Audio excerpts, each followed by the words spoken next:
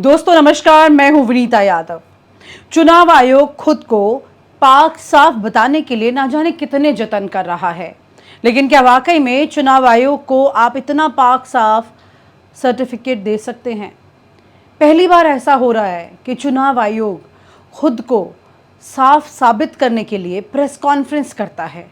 ये बताने की कोशिश करता है कि उसके दामन पर दाग नहीं है। लेकिन पिछले इन 10 सालों में जब भी चुनाव आयोग पर कोई सवाल उठा है तो चुनाव आयोग के पास अभी तक कोई भी ऐसा जवाब नहीं रहा है जिसमें हमारी जबान बंद हो जाए, हम सवाल ना कर पाए।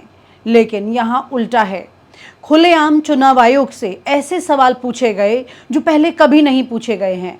लगातार चुनाव आयोग की साख गिरती जा रही है। ऐसा क्यों हो रहा है? इस देश में चुनाव हमेशा हर 5 साल में होते ही रहे हैं, फिर ऐसा क्यों कि चुनाव आयोग पर सवाल खड़े हो रहे हैं, कभी ईवीएम को लेकर तो कभी डीएम को लेकर। इस वक्त चुनाव आयोग की विश्वसनीयता पूरी तरह से घेरे में है, एक ऐसे घेरे में जिसमें देश भर के कई पत्रकार लगातार सवाल कर रहे हैं। वो ये जानना चाहते हैं कि आखिरकार पहले की तरह चुनाव आयोग काम क्यों नहीं कर रहा है। ये बात मैं नहीं कह रही हूं, बल्कि हमारे जैसे कई पत्रकारों ने चुनाव आयोग की प्रेस कॉन्फ्रेंस में धड़ाधड़ कर दिए। आइए पहले उस सवाल को देखते हैं जिसके बारे में लगातार कई दिनों तक हम भी आपके साथ चर्चा करते रहे। हम भी आपको ये बताते रहे कि किस तरह से चुनाव आयोग अपने पुराने तरीके के साथ चलने की जगह एक अजीब सी स्थिति पैदा कर रहा है। अत्याधुनिक टेक्नोलॉजी के ज़माने में आप आ चुके हैं और उस वक्त में वो ऐसी बातें कर रहा है जो गले से नहीं उतरती। पहले आप इस सवाल को सुनिए। सर, नीरज हूं नेटवर्क 18 से। आपने पोलिंग परसेंटेज डेटा के ईवीएम से जुड़े जो सवाल थे, जो सवाल खड़े किए जा रहे थे सुप्रीम कोर्ट के आदेश के बाद, उस पर संदेह फिर खत्म हो गया। लेकिन ईवीएम वोटिंग टर्नआउट पे सवाल ये नहीं था कि बढ़ाया गया, लोग कह रहे थे पॉलिटिकल पार्टीज के लोग या बाकी लोग, लेकिन ये संदेह जरूर खड़ा हुआ था कि आखिर इतनी देरी क्यों हो रही थी। आपके सिस्टम में कहीं लूप होल्स थे, चाहे वो आरओ के लेवल पे हो, डिस्ट्रिक्ट के लेवल पे हो, उन्होंने देने में देरी क्यों? क्योंकि आपकी तरफ से आधिकारिक तौर पे जो जारी किया गया वो रात के 11 बजे तक जो अपडेट किया, और उसके बाद सीधे पहले फेज का 11 दिन बाद, दूसरे फेज का 4 दिन बाद, और अभी तक फाइनल डेटा लास्ट फेज के भी आधिकारिक तौर पे नहीं दिया गया। आप वोटर टर्नआउट का जिक्र कर रहे थे, अगर वोटर टर्नआउट का जिक्र कर रहे थे तो फिर उस पे छोड़ देते, अपनी तरफ से नहीं देते। अगर अपनी तरफ से दे रहे थे तो फाइनल डेटा देते। सवाल ये नहीं कि आप बढ़ा रहे हैं, लेकिन सवाल ये जरूर है कि सिस्टम में लूप होल्स हैं। ये टीवी 18 के एक पत्रकार हैं जिन्होंने ये सवाल किया और सीधे सीधे चुनाव आयोग के चेहरे पे ये बोल दिया कि सब कुछ ठीक नहीं है। इस वक्त टीवी चैनल के पत्रकार जो इस तरह से खुलकर सवाल तक नहीं कर सकते हैं, बल्कि ऐसी सोच तक नहीं पाते हैं। अब आज की तारीख में कई लोगों से बात होती है, कई पत्रकारों से बात होती है और वो कहते हैं कि अब वो पहले की तरह खुलकर सवाल नहीं कर सकते। लेकिन यहाँ पर इस पत्रकार ने ये सवाल किया। इन्होंने जब ये सवाल किया तो उस वक्त चुनाव आयोग के पास कोई जवाब ही नहीं था। कितनी अजीब बात है। जो जो अच्छा लग रहा है उसे रसगुल्ले की तरह खाते चले जाइए और जो पसंद नहीं है उसे करेले की तरह साथ में एक तरफ करते जाइए। क्या वाकई में चुनाव आयोग इस तरह की एक अजीब सी बेसिक घटिया तरीके के प्लेटफॉर्म पर सोचने लगा है? क्या चुनाव आयोग को ये समझ में नहीं आता है वो इस देश का बहुत ही अहम अंग है, वो लोकतंत्र का बहुत अहम अंग है। संसद में जितने नेता चुनकर जाते हैं उस दौरान की जो पूरी प्रणाली है, जो पूरी प्रक्रिया है, ये संविधान ने एक खूबसूरती के लिए बनाई है। लेकिन यहाँ पर कविताओं से फुर्सत नहीं है। राजीव कुमार चुनाव आयुक्त, मुख्य चुनाव आयुक्त जब भी मिलते हैं कविताएं करते हैं।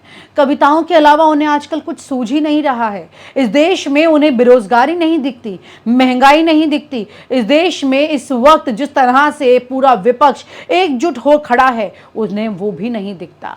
उन्हें दिख रही हैं तो कविताएं। इतना वक्त मिल रहा है आजकल राजीव कुमार चुनाव आयुक्त को, मुख्य चुनाव आयुक्त का इस तरह से मखौल उड़ा देना कविताओं के जरिए लोकतंत्र के लिए वाकई में शर्मनाक है। आइए आपको दिखाते हैं कि किस तरह से मुख्य चुनाव आयुक्त पहले भी कविता कर रहे थे चुनाव से और चुनाव के बाद भी कविता कर रहे हैं। इसका मतलब क्या समझेंगे आप? तलखियों का बाजार गर्म है। आजकल इल्जामातों का दौर बुलंद है, तलखियों का बाजार गर्म है, पंच को पहले ही घेर लो यानी पेशबंदी। जो एम्पायर है उसको पकड़ लो पहले से, पेशबंदी कर लो जिससे वो बोल ही ना पाए। पंच को पहले ही घेर लो यानी पेशबंदी, मंजूर है इल्जाम लगाओ हम पर, शर्त इतनी कि साथ में सबूत भी हो। कैसे हमने 17C बदल दिया, कहां डाटा बदल दिया, कौन सी मशीन में बदल दिया, कौन सा रोल खराब हो गया, कहीं तो एक जगह का नाम बताओ ना भाई। तो बात करेंगे फिर आगे। मंजूर है इल्जाम तो लगाओ मगर शर्त इतनी कि साथ सबूत भी हो। गोया कोई तो बात है, गोया कोई तो बात है, हर बार मुद्दई वही, कचहरी वही, गवाह कोई नहीं। गम का इलाज, शक का इलाज तो हकीम लुकमान के पास भी नहीं। ये हो रहा है। तो कविताएं तो अब आपने सुन ली, अब रिजल्ट कल सुन ही लीजिएगा। जब निकल कर आएगा सामने तस्वीर तब आपको पता चलेगा कि किस तरह से यहाँ पर अब लोकतंत्र की धज्जियां उड़ाई जा रही हैं। कैसे विपक्ष 150 डीएम को लेकर सवाल खड़े करता है और यहाँ पर चुनाव आयोग उल्टा विपक्ष से पूछता है कि उनके नंबर हमें दे दीजिए जिन डीएम से अमित शाह की बात हुई है। बावजूद इसके कि उनके पास एक जानकारी मिली है विपक्ष से, उसे संजीदगी से लेकर उस पर काम करना चाहिए।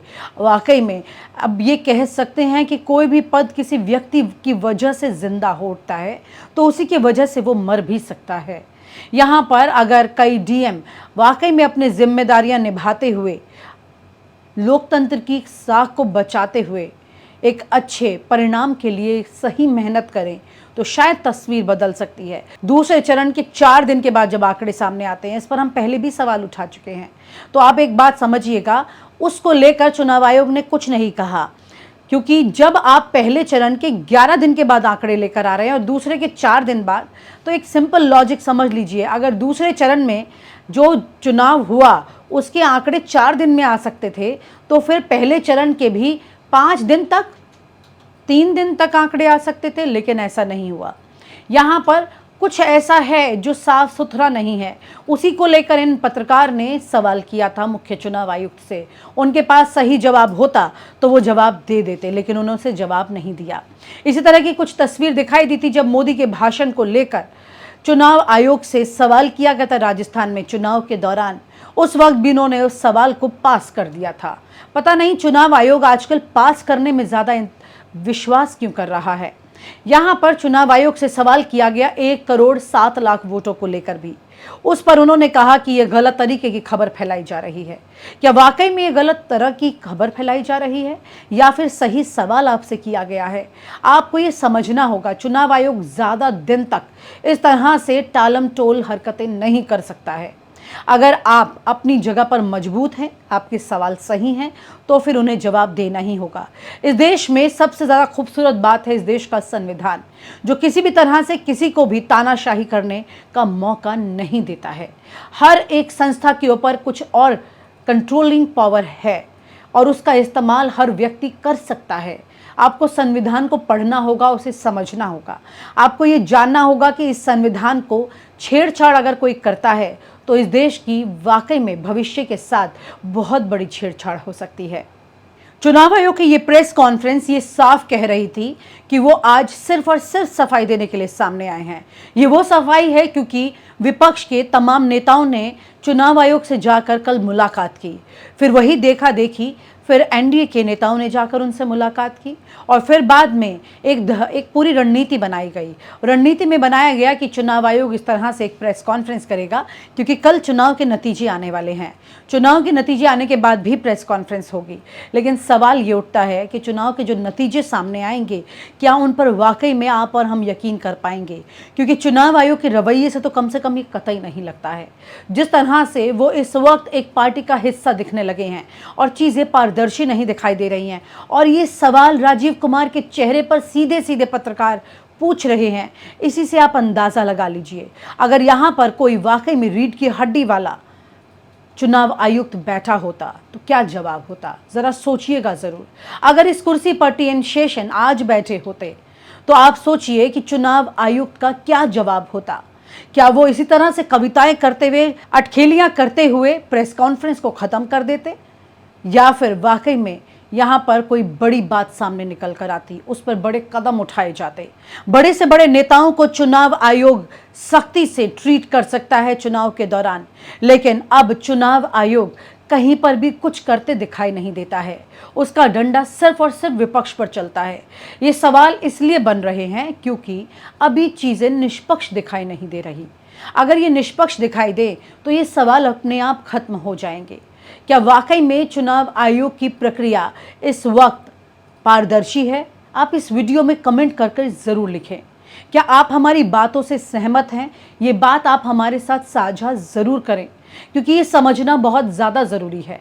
आप और हम कोई भी एक पक्ष की तरफ सोचकर अगर चले तो इस देश के भविष्य के साथ बड़ा खिलवाड़ हो सकता है। निष्पक्ष आपको भी रहना होगा और हमें भी रहना होगा।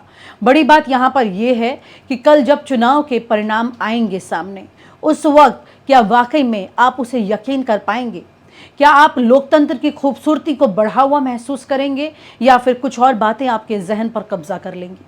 या फिर यूं कहें कि अगले 5 साल के लिए बहुत सारे लोग सिर्फ अपने होठ सील कर बैठ जाएंगे। इस देश में जो ब्यूरोक्रेसी है वो पूरी तरह से अब ये समझ लेगी कि उसे आखिर किसकी तरफ जाना है।